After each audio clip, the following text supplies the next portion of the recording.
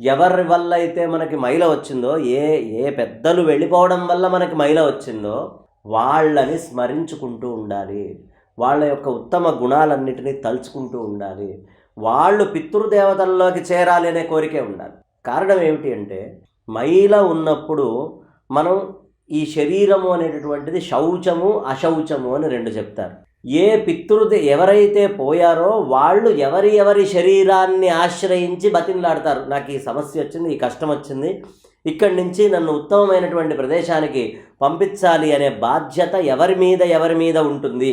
వాళ్ళు ఇంకా ఏది అంటుకోకుండా పరిపూర్ణంగా ఈ పితృదేవతలే సర్వస్వము అనుకొని వాళ్ళ కోసం చేసేటటువంటి అనుష్ఠానాలు క్రియలు చేయాలి. భగవంతుడి యొక్క ఆరాధన చేస్తే ప్రేత స్వరూపంలో ఉంటారుగా, చచ్చిపోయిన వెంటనే వాళ్ళకి శరీరం వచ్చేది, దాన్ని ప్రేతము అంటారు.